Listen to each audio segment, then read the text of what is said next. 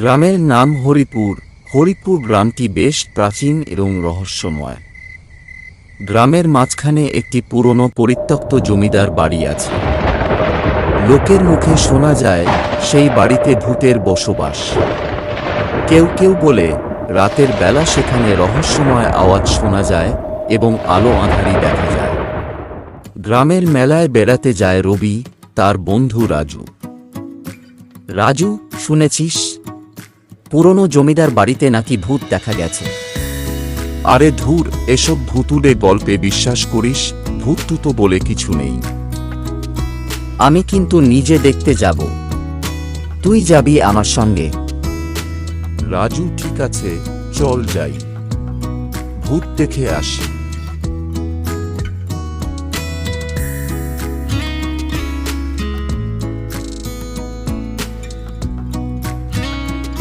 রবি ও রাজু রাতের বেলা পুরনো জমিদার বাড়ির উদ্দেশ্য নিয়ে বের হয়। রবি আর রাজু পুরনো জমিদার বাড়ির সামনে আসে ধুলোময়লা ও পরিত্যক্ত জিনিসপত্র ছড়িয়ে। হঠাৎই একটা মৃদু আওয়াজ শোনা যায়। রাজু, শুনতে পাচ্ছিস? কিছু একটা আওয়াজ হচ্ছে।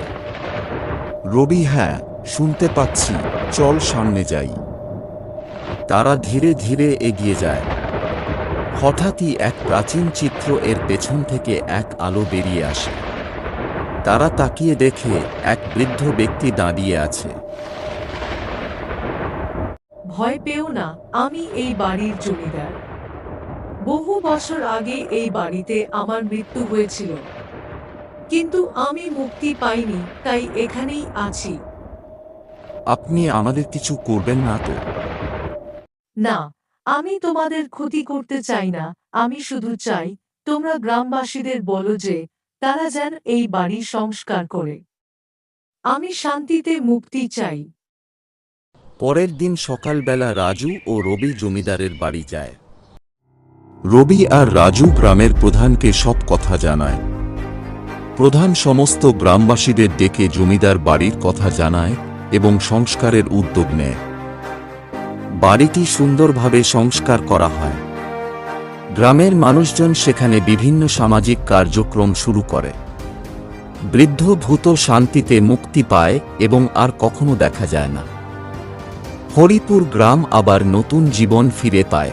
গ্রামের মানুষ বুঝতে পারে অতীতের ভুল শুধরে নিয়ে ভবিষ্যতের পথে এগিয়ে যাওয়াই জীবনের মূল লক্ষ্য।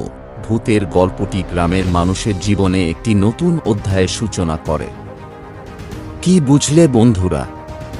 এই গল্পটি আমাদের শেখায় অতীতের ভুল শুধরে নিয়ে এবং সংস্কার করে আমরা ভবিষ্যতের উন্নতির পথে এগিয়ে যেতে পারি। আমাদের সঠিক উদ্যোগ এবং সাহসিকতা অনেক সমস্যার সমাধান করতে সক্ষম।